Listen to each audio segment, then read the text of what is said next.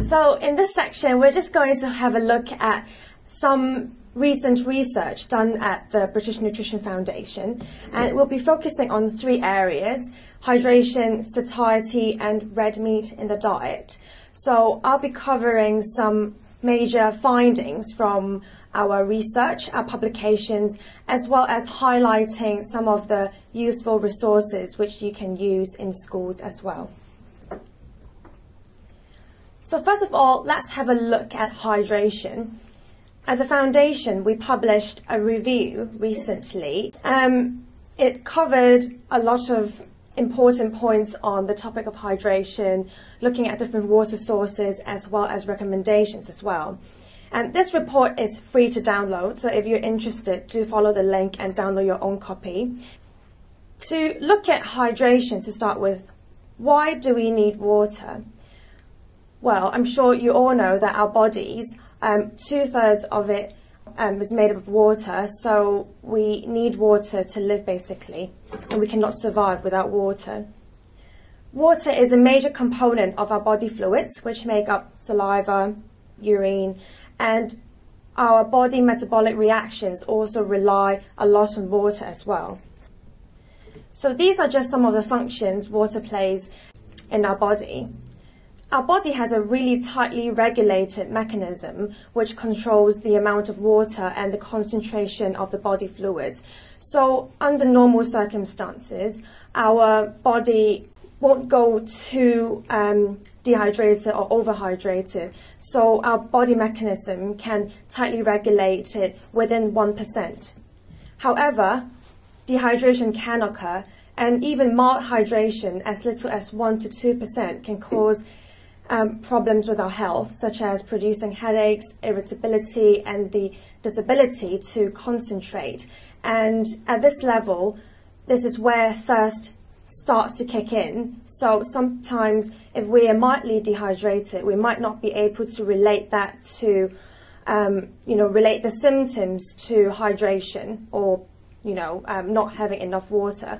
So it's very important to recognize some of these symptoms are actually due to not having enough water.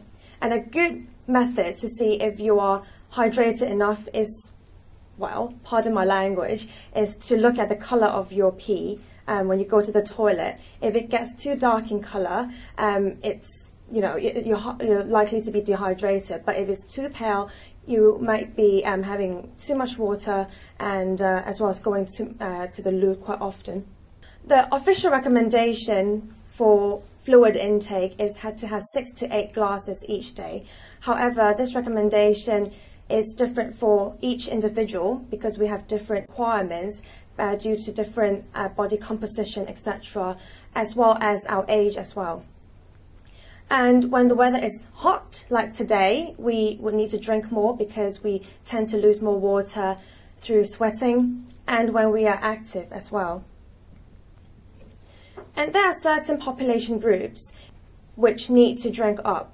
For example, children, because they tend to have a larger proportion of the body made up of water, so they tend to lose water quite easily as well, and they also are more likely to be active. So children are encouraged to drink a bit more.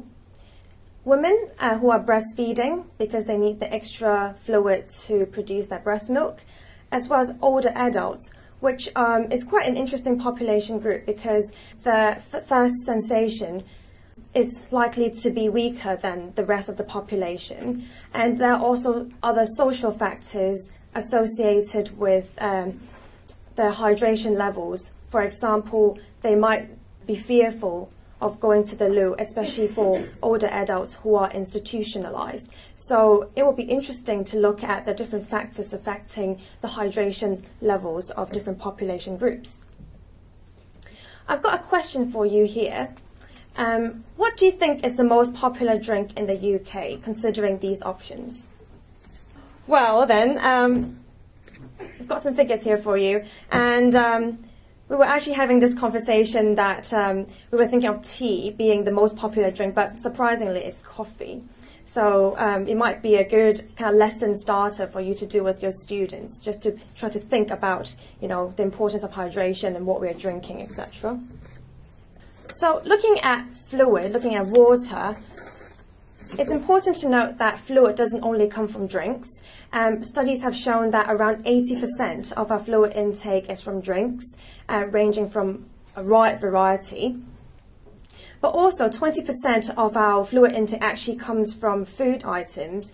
That includes fruit and vegetables, for example, yogurt, soups and stews. They are the food items which contain a large proportion of water. And these foods also have shown to improve feelings of fullness when you have them as part of your meal. So that can also help improve satiety levels, which we will have a closer look at a bit later.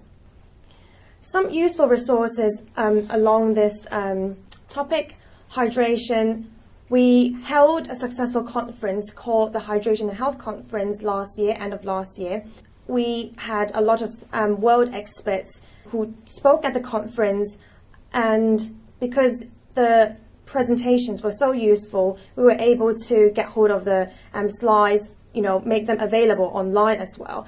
And we also had some interview clips available on our website, and these interview clips will answer some of the interesting questions, and some of them are highlighted here. So you might want to kind of have a look at the website yourself and see which are the useful bits that you can extract and use in your classroom.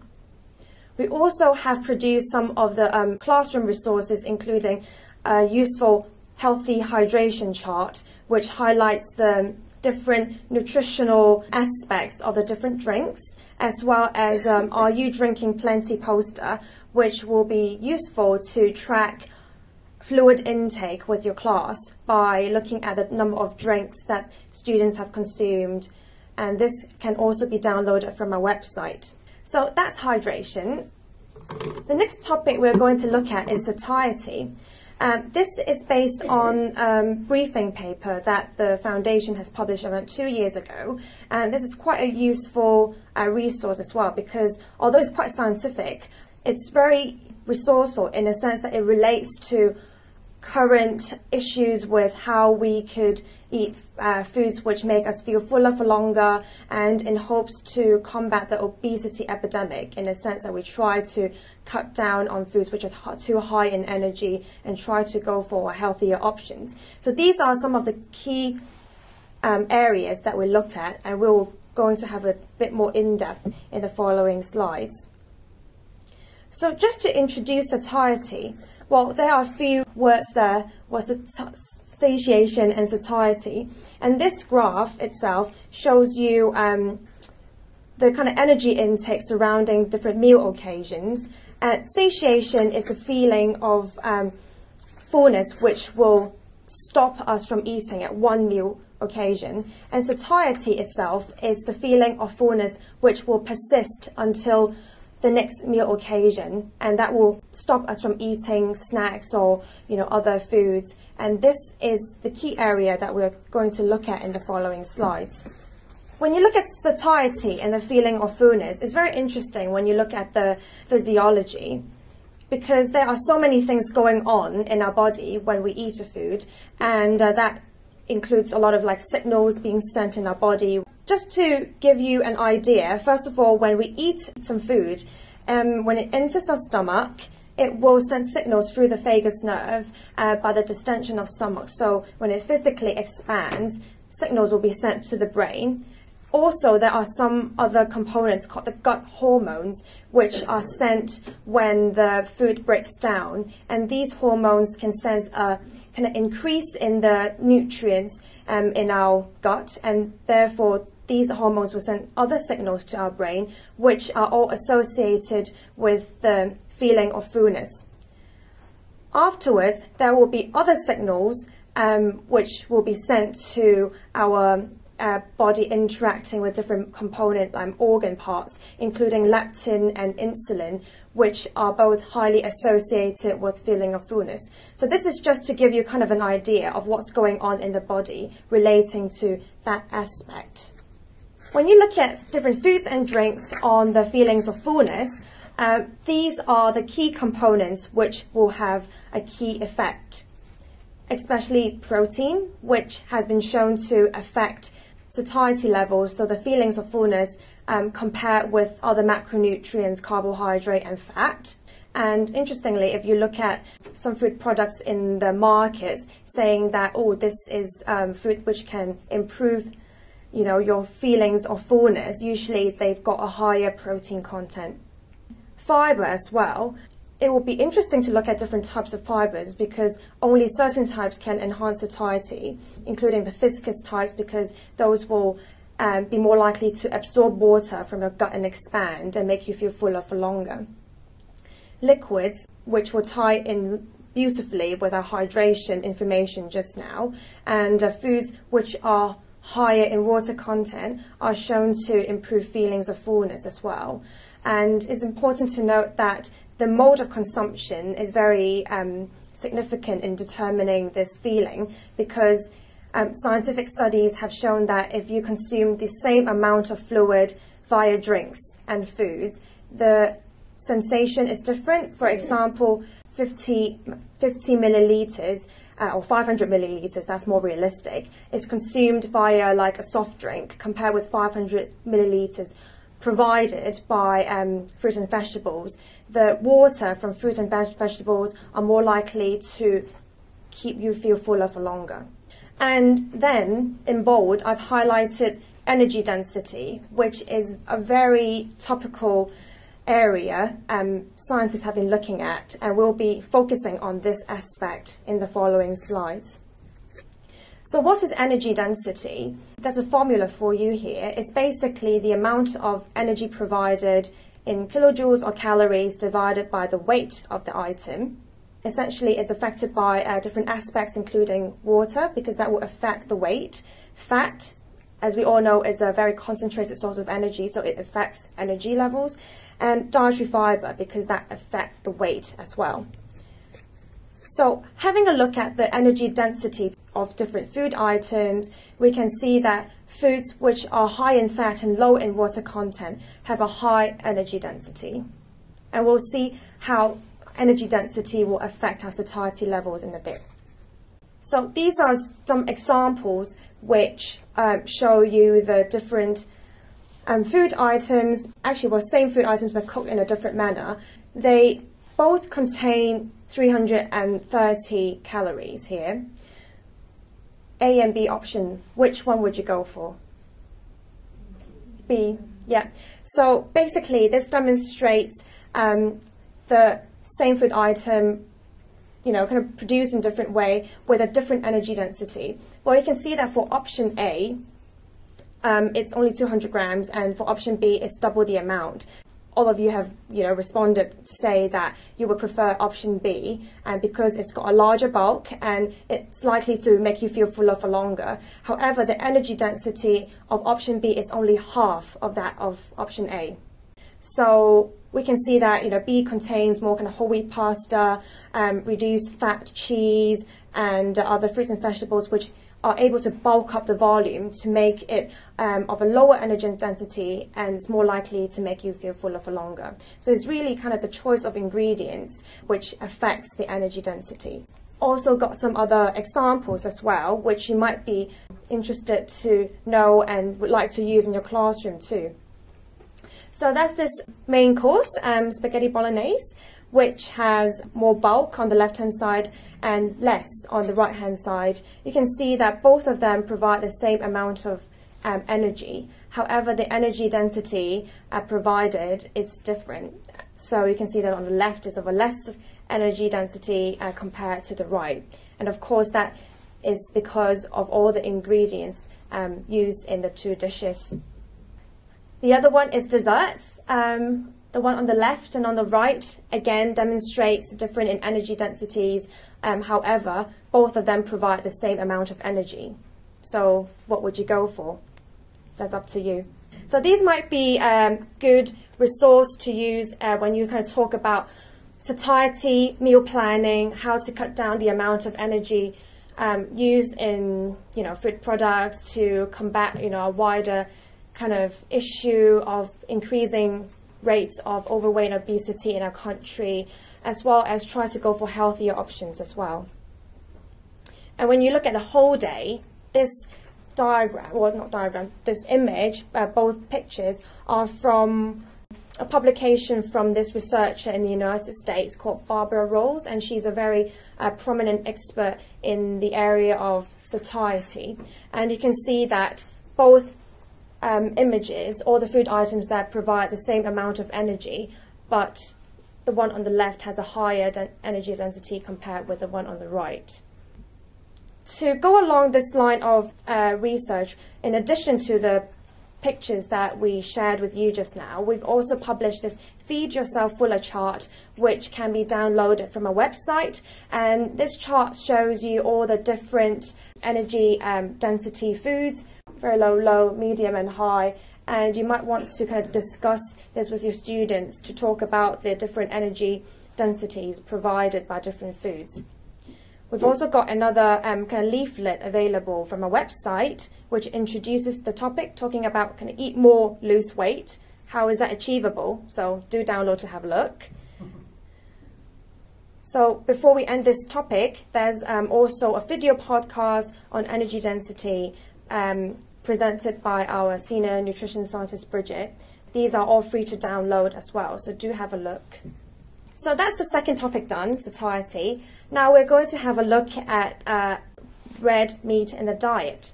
This topic is based on a recent publication at the Foundation, literally just a few months ago, and it's also free to download.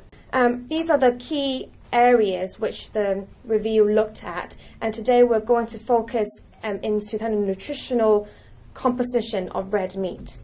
This is very kind of topical as well, because based on a recent kind of nutritional expert report, Iron and Health, the government has published some guidance on red meat, saying that people who eat too much red meat and processed meat may be associated with a higher risk of bowel cancer.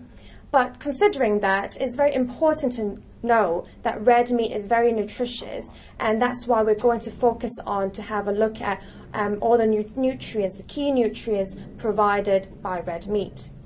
Just a few pointers here. Red meat provides very high biological value protein, and I'm sure you all know that this means that it provides all the essential amino acids that the body cannot make and can only be provided by the diet. It also provides a lot of important micronutrients, and when you look at the diets of most healthy balanced diets, it will include a bit of lean red meat, and meat actually sits in the Eat Well plate as part of meat, fish, eggs, beans, and other non-dairy sources of protein. So it's important to note that as part of a healthy balanced diet, red meat is part of it. First of all, we'll look at the energy provided by red meat. It's interesting because different meats, different cuts of meat provide different amounts of energy, and essentially because meat doesn't provide a lot of carbohydrate, virtually no carbohydrate, and provides a comparable amount of protein, it's really the fat that determines the amount of energy provided by the different types and different cuts of red meat.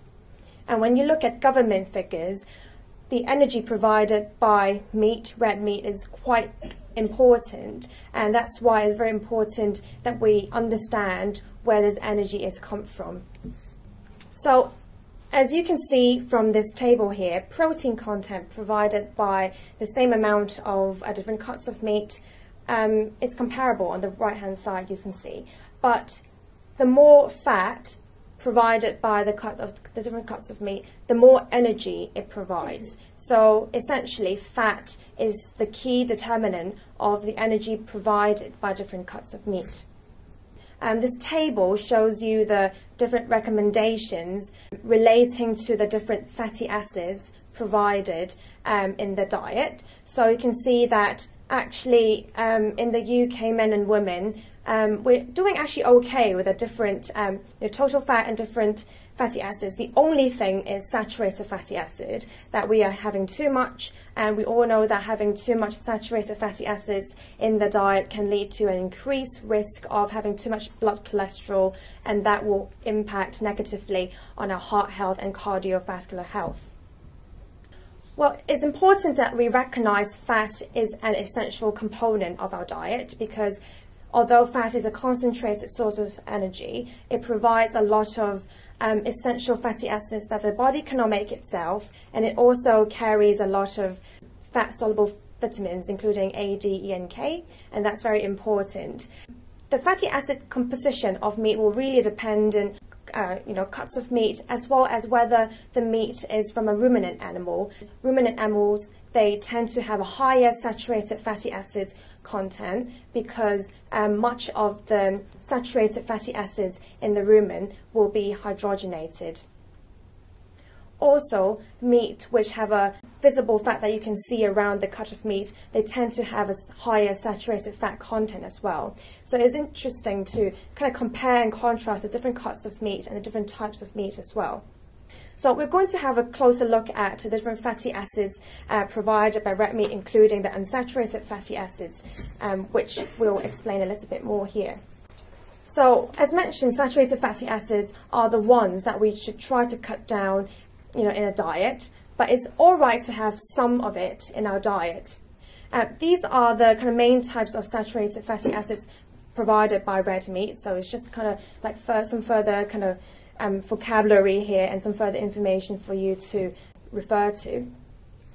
But when we look at the monounsaturated fatty acids and polyunsaturated fatty acids, so these unsaturated fatty acids are the ones that we should try to include more in the diet because they have a beneficial impact to our heart health as well as our vascular health. And the good news is actually red meat contains quite a good amount of these unsaturated fatty acids. For example, the monounsaturated fatty acids, which we normally call MUFAs, is quite sweet, I think, the name, and about 30 to 40% of fat in the meat is actually the MUFAs.